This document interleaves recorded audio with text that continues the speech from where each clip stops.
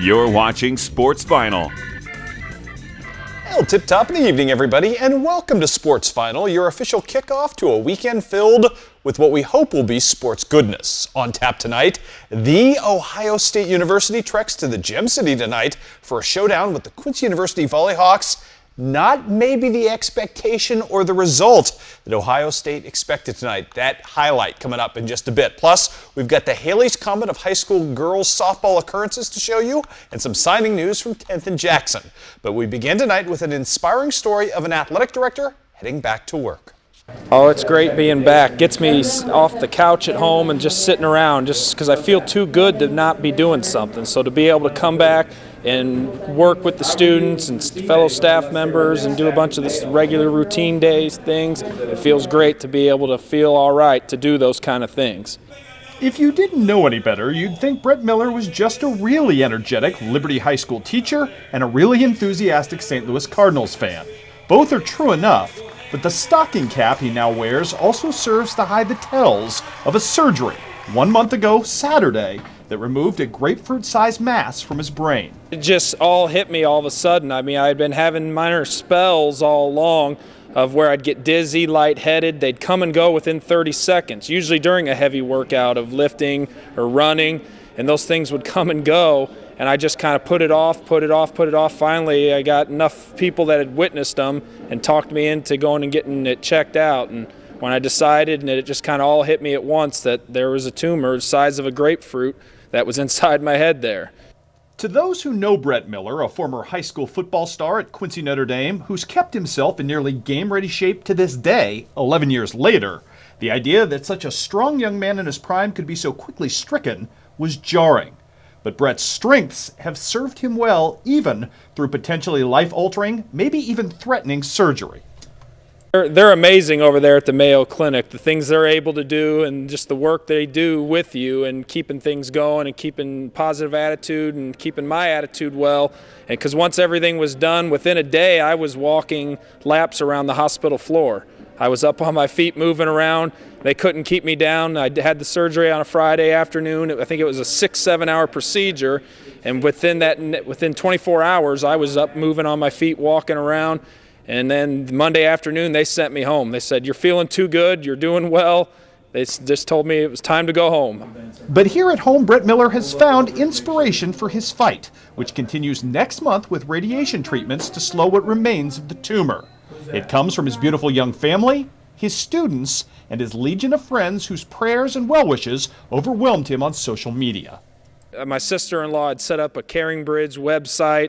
And as of even today, because I keep it updated every time I have a doctor's appointment, I've noticed it's been visited 21,000 times. I am extremely blessed, just with great family and friends support, and it's just made things so easy, and just always very thankful for everything I have, and just looking forward to getting this stuff taken care of, the radiation treatment for 30 days, and then just being back into my regular routine as I'm working my way back there slowly now. It's been great. It's been a lot of fun getting things going. And it certainly is great to have Brett back. Good to see him up and well and doing fantastically. Now, from one former QD running back to another, Luke Hinckamper rushed for better than 4,300 total yards in his tenure at 10th and Jackson, and that number would have been even more if a broken collarbone had not robbed him of much of his senior season. It's telling that the tougher-than-nails tailback gutted out a midseason recovery and made it back to the field in time to help his team's playoff push, the kind of grit that made him a must-have recruiting target for St. Ambrose today. The way he runs the football, it's hard-nosed, it's downhill and falling forward, so that's always kind of something we're looking for, especially in a running back and a young running back at that. He's our only tailback that we brought in. We're committing our offense to the run game a little bit more than we've been in the past. So I think we were third last year in the conference, in running and had an all-conference running back. So we're definitely looking to pound the ball a little bit more these next couple years for sure. I'm just glad that even though I didn't play the entire season because of my shoulder, that they still wanted me. What do you love about this game? Team chemistry and the excitement, like big plays and just doing that, getting the team fired up. On the baseball side of the ledger, Chris Martin is sending another promising prospect off to the college ranks. Zach Karstens figures to be the linchpin of the Raider staff this season as a senior and is a kid with tremendous upside, which he will look to maximize, going the two-year route at Muscatine College.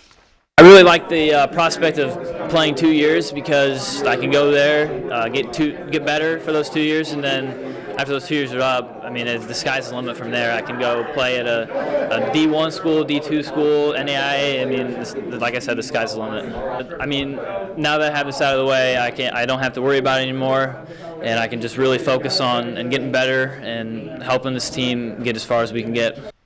10th and Jackson softball now. Tori Kuhn, Cassidy Gengenbacher doling out serious softball judgment tonight against Harvard. Bottom of the third, it's Kristen Gengenbacher with the first of 2 triples of the night to touch off a microburst of offense. Your next batter, Tori Kuhn. You know, there was a time when we thought we might never see someone leave the yard at the backyard. Well, Tori Kuhn makes that left field fence seem more than just a little bit reachable with this 2-run home run to put her team up 3-0 at that point.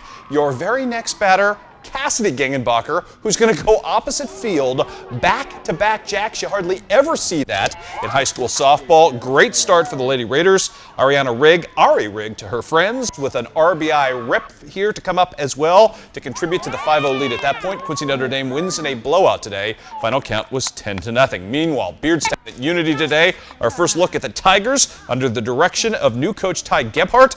And here the bases are full of Beardstonians when Kiki Lindley, she will swing and deliver a 2-run single to put the Tigers up 7-0 at that point. Abby Newman about to make her presence felt as well. Great piece of hitting right here. Back up the spine to score another run. It's a 9-0 lead before you could blink. The Beardstown Lady Tigers looking very good today as they end up picking up victory by the final count in this one of 13-0 over Unity. Also on the docket today, we've got Griggsville Perry being felled by Liberty today, 11-0. Mackenzie Bike, just a huge day on the hill and at the dish for the Liberty Eagles. Also in softball, Rushville Industry blows out Route 12-1. And in basketball tonight over at the Jacksonville Bowl, former Quincy University Hawk John Barth, coaching the North tonight, picks up the loss. You might remember he played in this game back in 1999, I should say. The North squad loses to the South 99-92. I know the West Central kids had a pretty big night for the South squad as they win by 7 over there in the All-Star game. Also today, we've got some baseball scores to pass along. Xavier, a winner over Western Illinois, 11-5. Also in softball today, a sweep, I should say, for the Leathernecks as they knock off Southern Utah in straight games on the road, 8-0 and 8-0 were your finals. I mentioned it tonight, The Ohio State University, your defending national champions, into Pepsi Arena to play Quincy University in volleyball. Oh, you know what? Great start in this match for Quincy University as John Pranger comes up right here and throws down the thunder at that point. His team holding its own with Ohio State as the Buckeyes powerless to stop Stephen Battaglia, who goes up high to get down in this one. More to come from the Hawks. Joe Sokol, his team not intimidated by Ohio State, ranked 10th in the country coming into this match.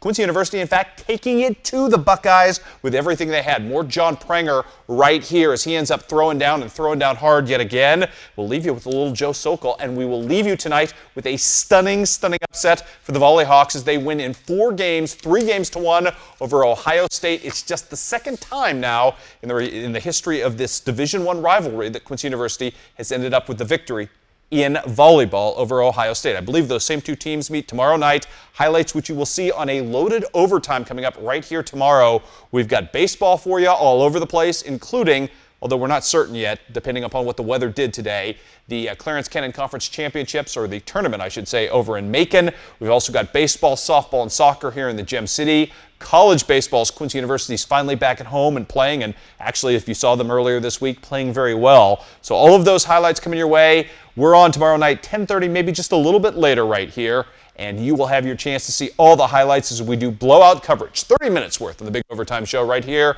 with myself and Ross Green. We will see you on a very busy weekend right here tomorrow night. Lots of good fun. Hope you have a great weekend otherwise. And again, we'll see you right here on Overtime tomorrow night. Have a great weekend, everybody.